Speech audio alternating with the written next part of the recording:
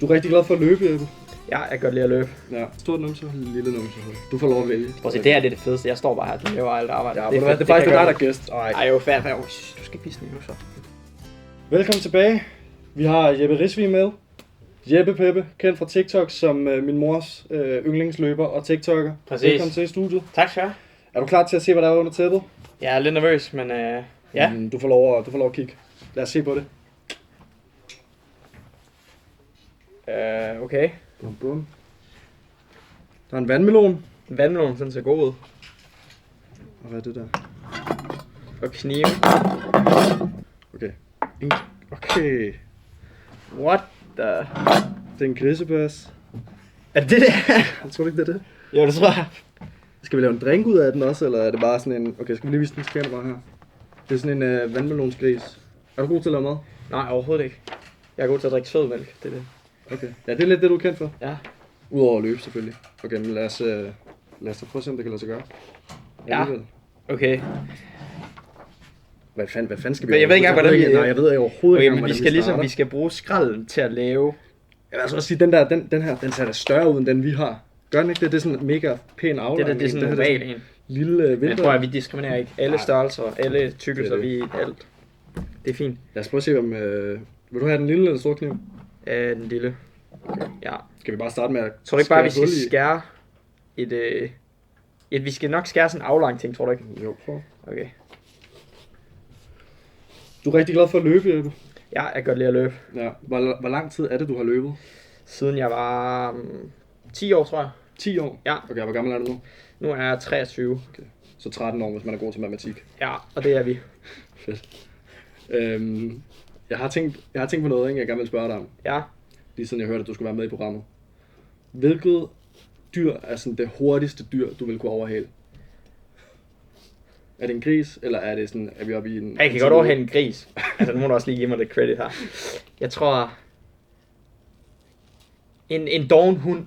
En dovenhund? En dovenhund, måske. Sådan en lille eller stor hund, fordi jeg tænker, der er forskel på sådan en lille bommelshund. Ja, den kan jeg godt tage easy. Ja. Jeg tror sådan... Det tror jeg også, jeg kan. Ja, og jeg løber ikke. En middelstørrelse labrador kan jeg easy tage.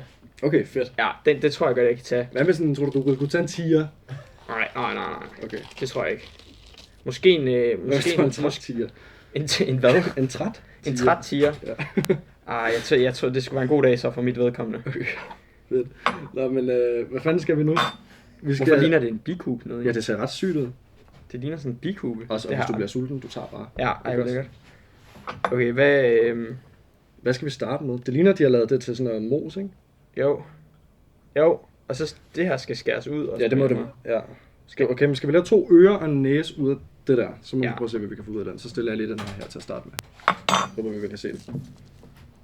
Vil du skære den midt over, så kan jeg lave det ene øre, så kan du lave det andet. Det skulle godt tænkt. Det er godt, du er klogere end jeg er. Det tror jeg sgu ikke på. Hvordan er det med din løbekarriere, hvis man kan kalde det det? Har du vundet mange medaljer? Konkurrencer? Jeg har vundet okay meget, vil jeg sige. Mm. Ja. Ikke så meget, som jeg gerne vil, men det kan forhåbentlig komme i fremtiden. Ja, vil du betegne dig selv som eliteløber? Ja, det vil jeg.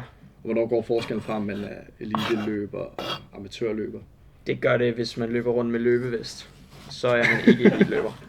Så man ikke? Nej, så er man ikke du løber uden vest, eller hvad? Ja, uden vest. Hvad så, hvis du skulle løbe virkelig langt? Så ikke det var vest no go. Jeg ved jo ikke noget om det. Så er det ikke vest på. Så er det bare vaseline på, og så kører det. Hvad er det? Vaseline på pikken? Ja. Hvorfor? Hvorfor gør man det? Jeg ved ingenting. Så man ikke chafer. Hvad betyder det? Jamen sådan, du ved sådan, hvis man kan få sådan en brændsår sådan, også på nipples. Ah, okay, men det kan man også få på pikken? Ja. Okay, men er det ikke meget koldt? Jeg kunne forestille mig, at altså, nogle gange, når man er ude at løbe, sådan... Jo, det går slet ikke. Altså sådan, man er lige nødt til at være lidt på værelset, før man går over til kæresten.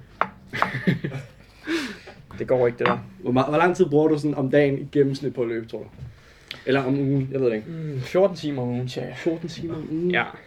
Ja, det er dybt. Tager du den i et rap, så løber du 14 timer en dag, eller spreder du det lidt ud? Det er der nogen, der har skrevet til mig, sådan, hvorfor gør jeg ikke bare det? Ja. Det er meget hurtigere. Så er det overstået mandag, men det kan jeg ikke holde til. Nej, det tror jeg også, det er de færreste, der kan holde til. Så jeg deler det ud i løbet af en hel uge. Hvordan fungerer det så? Løber du 2 timer hver dag, eller hvordan? Det fungerer sådan, at den ene dag løber man intervaller, og så løber man i sådan en rolig tur, og så kører det altså bare. Intervaller og roletur. Okay. Sådan forskel på hver dag til dag. Og hvad fik dig egentlig til at begynde at løbe til at starte med? Altså, har du været sådan en fodbolddreng i Ja, folkeskolen? 100%. Fodbold, og hvis der er nogen, der siger, at de hellere vil løbe end at spille fodbold, så lyver de. Så lyver de. Vil du gerne være professionel fodboldspiller? Ja, meget hellere, men jeg kan ikke finde noget at sparke til bolden, altså. Okay. Ja, Det kunne jeg så heller det ikke. gik ikke. Men jeg løber heller ikke i dag. Er en god vandmelon? Jeg smager faktisk virkelig godt. Du skal bare tage. Ja, den er god.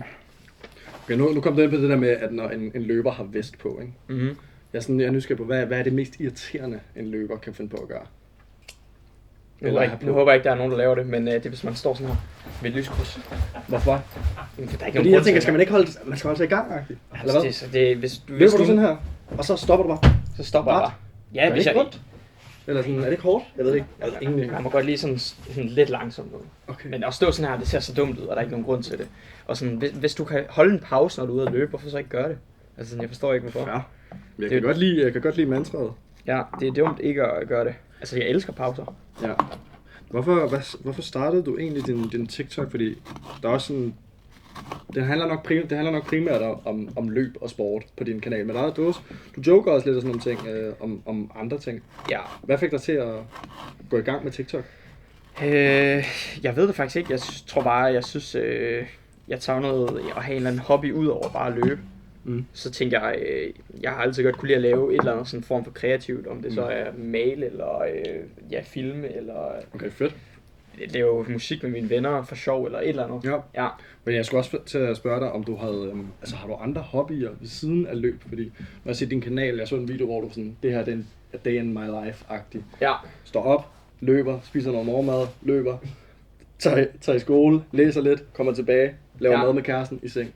Er der tid til andre hobbyer, når man har sådan et stramt løbeskema? Jeg ligger 100% lige på spektrummet, det tror jeg. Så det altså jeg har andre hobbyer, det synes jeg i hvert fald selv, men det ser meget, det kan komme hurtigt til at se lidt autistisk ud. Det synes jeg ikke, det er slet ikke det, jeg synes, det er fucking sejt, altså at man er så dedikeret til noget. Ja. Nej, jeg har svært, altså sådan, jeg dedikerer mig selv måske bare lidt til PlayStation og chips. Det er også fedt. Hvad spiller du? GTA. Fedt. Ja. Kan du godt lide den der joke, der hele tiden kører? Sådan, når noget kommer før GTA 6. Men den er lidt træls, ikke? Ja. Den der, we got et eller andet. We got Jeppe Peppe before... GTA 6. Ja. Stop. Det er dårlig humor. Men der er for mange små børn på TikTok. Men vi skal snart bruge GTA 6. Ja, det bliver sindssygt. Jeg glæder mig virkelig. Men jeg har ikke en 5'er faktisk. Jeg har ikke en PlayStation 5. Så jeg bliver lige nødt til at købe en også. Eller pricey. Ja. Anyways. Ja, okay. Gamer du? Jeg har ikke så meget tid til det, desværre. Men jeg kan godt lide at game. Ja, men jeg er også sort til det. Altså. Men det er stadigvæk sjovt. Ja. Jeg har lavet den der. Jeg er bange for, at vi skynder os lidt meget med den her. Det kunne være, at vi bare skulle nyde. Men vi skal jo også lave den der puré der. Eller hvad man siger, sådan mose den lidt. Men er der nogen jordbær? Fordi det er der på billedet. Det har vi ikke. Vi moser den bare. Men vi skal også have sat, altså de her, jeg ved ikke, hvordan man skal få det proppet ned i. Det har den jo også. Og den har også øjne. Så jeg ikke har nogen shit. De har puttet blåbær i øjnene. Er det blåbær? Ja. Der mangler lidt ingredienser, gutter. Det er fint. Det går nok, vi klarer den. Ja, vi klarer den easy. Nå, men okay, jeg er nysgerrig. Er der andre ting, som kan være vildt irriterende ved løb, altså sådan folk, der løber? Altså, du siger det der med at stoppe op. Fordi nu skal man forklare det til en som mig. Hvis jeg nu gerne vil begynde at løbe, hvordan kan jeg så få de andre løbers respekt? Du vil gerne have respekt? Jeg vil gerne have street cred. Fra de andre løbere, eller hvad? For dem, der sniger som dig, måske. Så lad du være med at kigge på dit ur hele tiden, når du er ude at løbe. Sådan folk, der kommer og løber. Når der er sådan en Garmin. Ja, du ved, sådan løber 5 meter, kigger igen. Og hvorfor må man ikke det? Jamen, fordi der er ikke nogen grund til at ligge og kigge på enten, jeg ved ikke, hvad de kigger på, altså sådan, om de får beskeder på den, eller Tinder matches, eller hvad de gør. Jeg tror du ikke, de kigger for at se, hvor langt de har løbet, og sådan, er det ikke snart slut? Jeg tror mere, det er sådan noget puls og pace og sådan noget. Men hvor jeg sådan, det betyder ikke så meget, bare løb. Skal man ikke bare løbe? Jo, det er også det, bare løb. Løber du med musik i ørerne? Nogle gange gør jeg, eller nogle gange kan jeg også bare lige ikke at gøre det. Rawdogger du den med? Ja, crazy, men det gør jeg. Sindssygt. Nogle gange. Og hvor lang, altså lad os sige, løbetur? Jeg løber aldrig mere end 12 km. Aldrig. Jeg gider det ikke. Det er kedeligt. Eller det ved jeg ikke, hvor lang tid tager det for dig at løbe 12, cirka? 50 minutter eller sådan noget, så det tager jo ikke så lang tid igen. Det er jo det. Imponerende. Ja. Det er sindssygt. Fedt. Det var ikke en kritik. Skal vi se, hvordan vi får de her ører på, eller sådan Jamen, jeg ved ikke, vi kan jo ikke klistre det på. Men vi har jo de her, ikke? Nå, Så jeg ved ikke, om vi bare skal sætte sådan en pind ud. Det er fucking mærkeligt. kan man godt det? Ja, Jeg tror du, man kan det? hvad skal være numsen? Skal det der være numsen? Ja, den Så det er... et stort numsehul? Stort numsehul, eller stort numsehul, lille numsehul? Du får lov at vælge. Vi tager den der. Stort numsehul? Ja. Big Bunda. Big Bunda. Kan du godt lide det? Er du en patman eller en assman? Ass, man. Okay. Ja. Føler jeg ligesom alle normale mennesker. Ja, Eller hvad? jeg kingshamer ikke. Nej. Altså, jeg tror faktisk, jeg er måske mest en patman, faktisk. Det er crazy sagt. Det må jeg bare indrømme. Det må du selv lægge råd med. Hold kæft, det ser grimt ud det her. Ej, den bliver så flot. Den vender jo slet ikke ligesom, Men den vender jo ikke opad. Ej, vi har skrevet det alt for stort, det der hul. Har vi ikke det? Tror du ikke, det er derfor? Det kan godt være, at vi bliver nødt til at sætte den der. Alright, vi tager den her. Tror du Den, ikke den skal sådan stikke lige opad her. Ja, pas på, at du ikke skærer dig. Sådan der. Ej, det ser fandme også grimt ud. Det bliver lidt mere sådan Hello Kitty-agtigt. Men det bliver godt. Okay, men du læser medicin til hverdag. Ja, det gør jeg. Hvad er så din yndlingsmedicin? Min yndlingsmedicin. Astma-medicin. Astma-medicin. Er du crazy, det er godt. Har du astma? Ja, det har jeg. Ja. Det har alle løbere. Jeg har også astma, så jeg burde måske begynde at løbe, ikke? Ja, Af den det er årsag. jeg enig. Altså sådan, alle gode, der har en astma-spray. Altså sådan, Men har du en top 3 medicin? Top 3 medicin præparater. Viagra. Ja, klassiker. Viagra. Det er meget sådan en medicin, der booster, ikke? Jo, Ipren det er også godt. Så kan man Ja, løbe fucking lidt mere. Når man har ondt, så er det godt lige at tage Gør man det som løber? Ja, altid.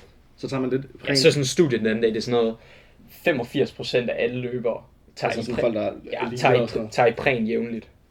Men er det sådan efterløbet, eller er det sådan inden? Jeg tror det er inden, så man kan løbe. Ej, hvor sindssygt. Det Jamen vidste det er jeg jo, ikke, var en folk ting. er jo dybt afhængige af det der pis. Det er da jeg vildt kan jo ikke- altså, Er det også dig så? ja, det er jo afhængighed.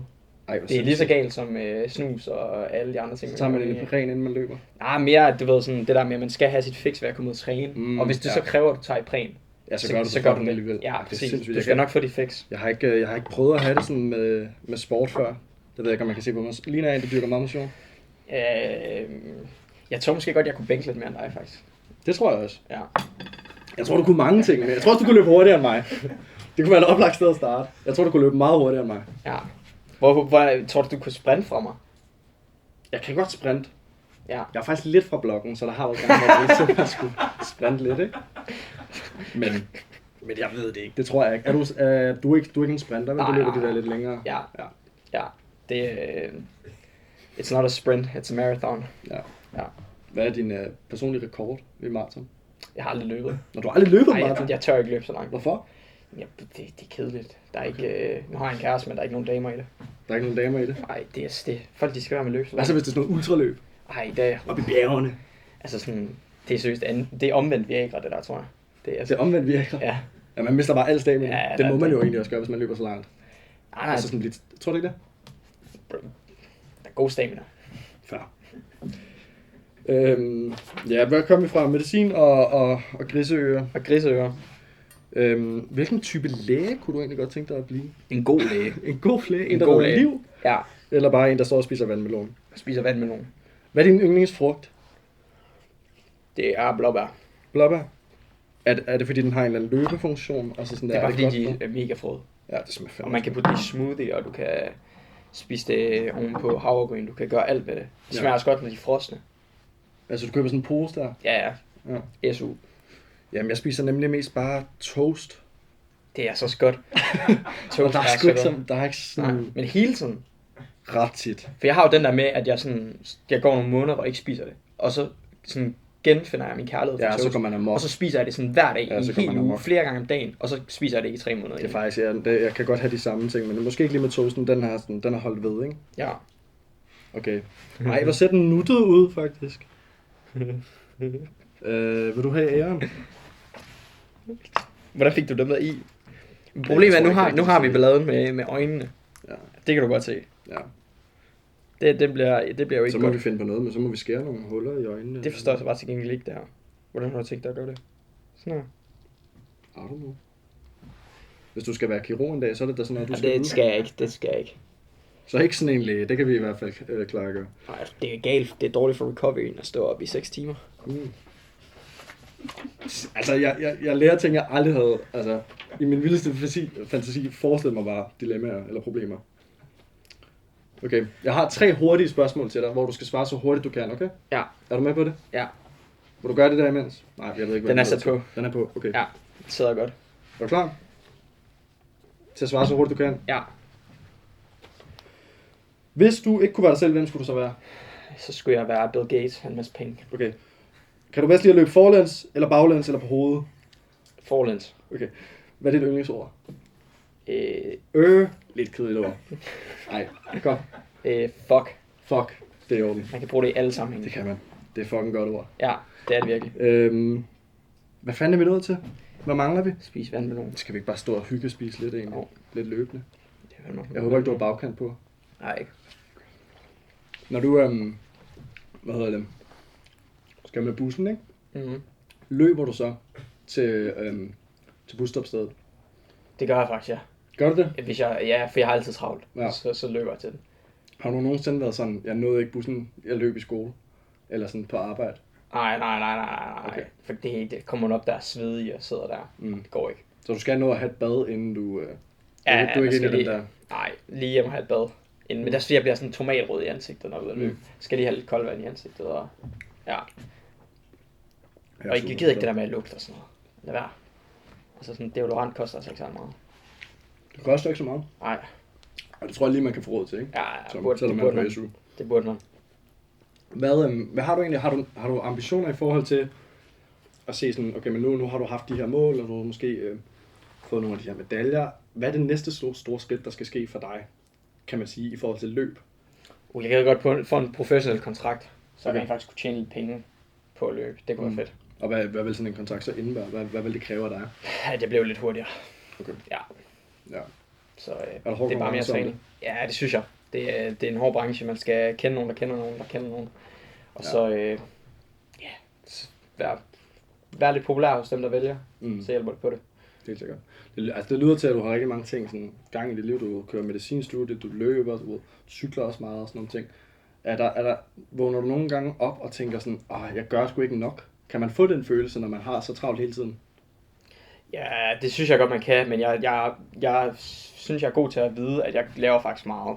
Også sådan, og altså jeg får tit at vide af folk, at jeg måske sådan nogle gange skal lige huske at slappe af lidt også.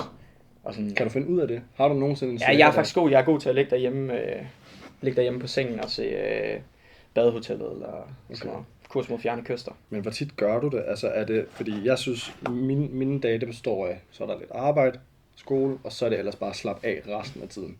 Jeg har ikke tid til, altså jeg synes i hvert fald ikke, jeg har tid til motion. Hvordan har du det med folk, der tænker sådan? Men jeg tror, det handler bare om at gøre det til en rutine, fordi sådan, jeg tænker ikke, altså sådan, igen, det er også fordi, at jeg er så afhængig af det, men for mig, så det er en underlig dag, hvis jeg ikke har været ude at løbe, for eksempel fra morgenen af.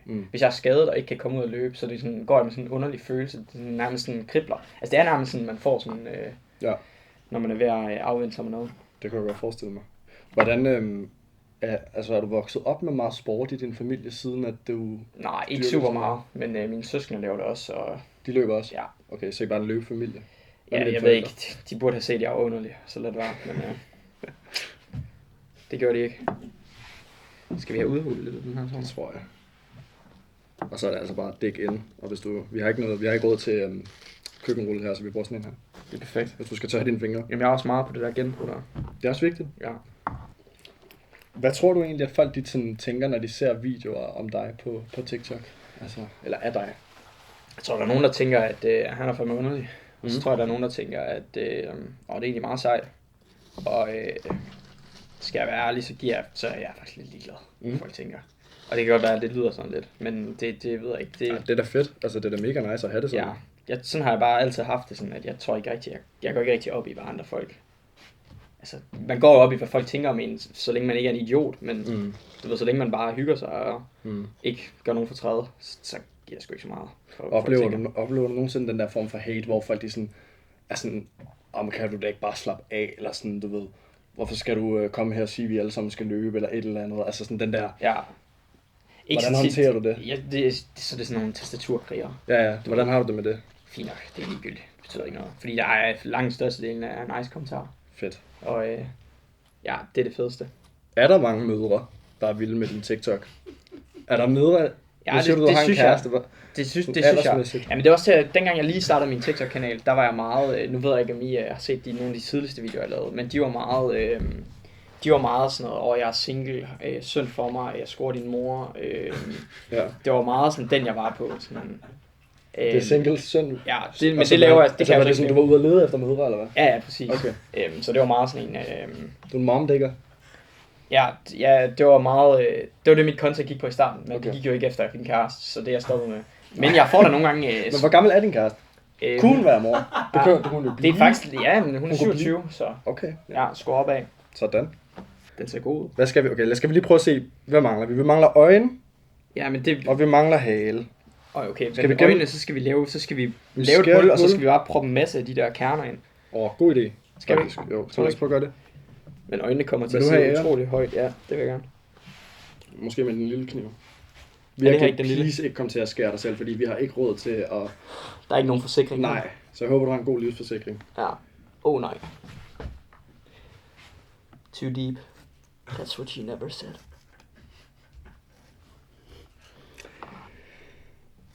Okay, når du er ude at løbe virkelig langt, ikke? Ja. Hvad gør du, når du skal lave en lort, altså, og der ikke lige er toilet i nærheden? Så squatter man bare. Så går du bare ind i skoven. Ja. Er du nogensinde blevet opdaget i at sidde og skide? Nej, aldrig. Heldigvis. Skjuler du dig godt? Løber du langt ind i skoven? Det kommer ind på, hvor trængende man er. Men ikke så langt ind. Man behøver ikke så langt ind. Men Plejer- man skal alligevel også langt nok ind, til der ikke er nogen, der træder i det. Altså, det er sådan, Ja. Af respekt, Det ikke? går ikke, ja.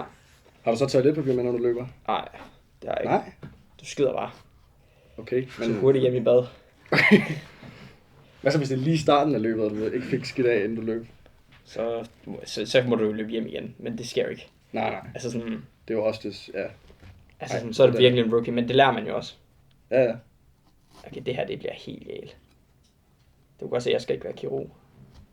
Jeg synes, det ser fint ud. Ej, jeg skårede den. Jeg synes, det bliver flot. Ui. Den ligger der. Det er næsten lettere at gøre end med græskar. Plejer du til Halloween, plejer du så at lave sådan nogle med græskar mænd der, eller hvad det hedder? Nej, men jeg synes faktisk, det ser meget hyggeligt ud. Det kunne da godt være, at det var noget, jeg skulle gå i gang med på et tidspunkt. Vi må da finde på en ny aftale så. Ja, Du siger, at vi til second næste- afsnit, så laver vi græskar. Ja. Og så har du en kontrakt på det tidspunkt. Skal vi så ikke aftale det? Jo, det kunne være fedt. Ja. Så giver jeg sgu græskarne. Fedt. Okay, vi snakkede lige om lort, ikke? Og afføring. Det er meget lækkert, når vi lige sidder og sådan Oplever og du skærer i nogensinde, mad og sådan noget. oplever du nogensinde, at oplever du nogensinde, at sådan familie og venner og sådan noget, synes det er irriterende eller mærkeligt, at du bruger så meget tid på din træning? Nej, de har været vant til det hele mit liv. Mm. Så sådan, alle har faktisk, eller sådan, alle er ret indforstået med det. Er det noget, som... Er det Men vigtigt? nogle gange kan de irritere mig selv. Altså sådan, jeg glæder mig faktisk til, jeg glæder mig til i fremtiden ikke at være så egoistisk i forhold til det. Hvad mener du med det? Kan du prøve at Jamen, sige du lidt ved om det? sådan, at så kan vi først spise hvis jeg for eksempel er hjemme på ferie ved mine forældre, så spiser vi aftensmad efter træning. Altså sådan, så skal jeg ligesom nå træningen først, og om morgenen skal jeg nå ud og træne, og sådan, du ved, hvis man er på ferie, så skal man også få det til at passe ind. Så det glæder jeg mig til. Hvad med din kæreste? Er hun også en løber? Nej, men hun dyrker også sådan en masse sport, og hun kommer fra en sportsfamilie, så Okay. Så Hun er vant til det. Hun forstår det. ja, hun er vant til det. Det siger jeg. Ja. Du har sagt i en af dine videoer, at hvis ikke du skulle løbe, så havde du nok spillet badminton. Ja, Men hvis ikke du måtte spille badminton heller, hvad ville du så gøre? Hvis jeg ikke må spille badminton, Ja. så tror jeg vil være... Så, altså, jeg vil jo være fodboldspiller, men det er jo også et kedeligt svar. Ja. Så tror jeg vil være ham, der er fedt og guf. Fedt guf? Ham, der er tyrkeren der. Han er sindssyg. Ja, Bam! det er fedt. Så du det live? Nej, så Det var bare, ikke jeg har nogen, bare set der alle gjorde. billederne. Det var så sindssygt. Ja, Det var men jeg så tror, at sindssygt. Han er så goated. jeg har diskuteret det med mange. Jeg tror, at det, og så sådan skidskydning og sådan noget. Den er måske det tror jeg er det nemmeste disciplin at vinde OL-guld i. Hvis man Skiskydning, jeg har hørt, at skiskydning... Nej, skid. Du ved det der. Hvad er det? Den der, hvor man skyder de der. Nå, sådan lærer du? Ja, Ja. det er du skydning. Jeg tror, det er det nemmeste at vinde guld i. Der er ikke så mange, der dyrker det, og jeg tror ikke, det er så meget, det kan kræve.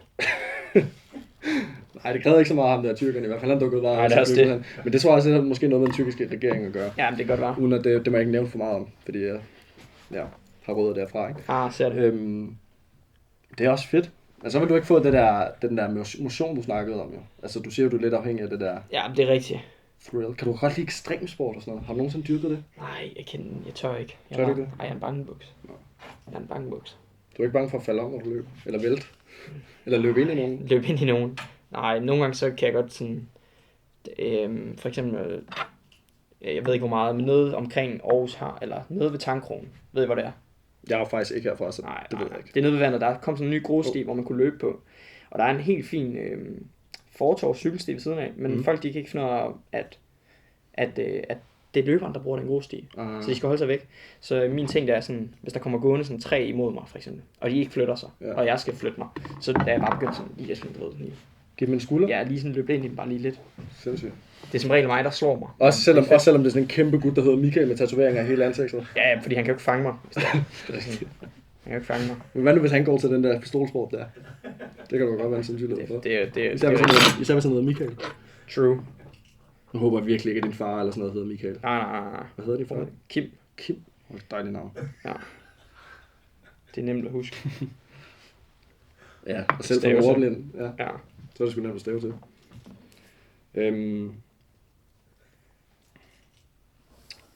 Prøv lige at se, hvor godt det der det bliver. Det skal være at blive flot. Skal vi lige vise den til kameraet? Ja. Og måske også til Twitch. Bum, bum. Kæft, det er godt.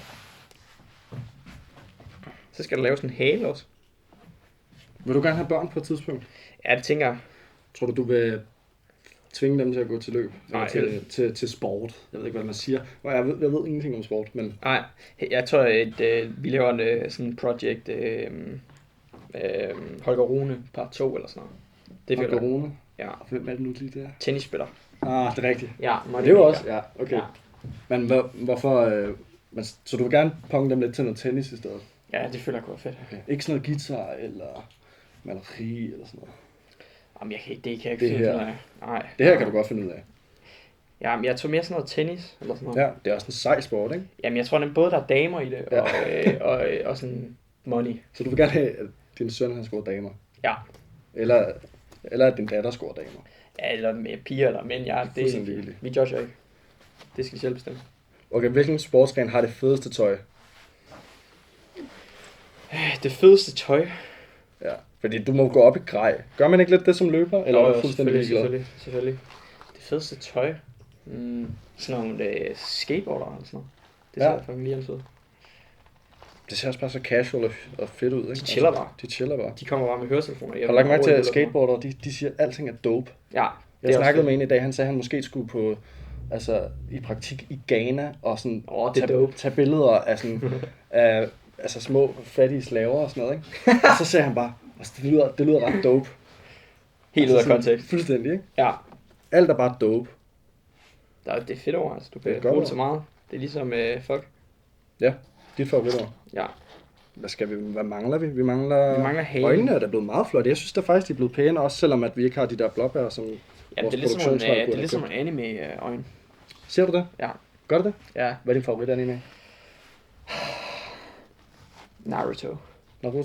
Fair. Ser du det stadig? Nej. Vi så det i gymnasiet. Sammen med alle gutterne.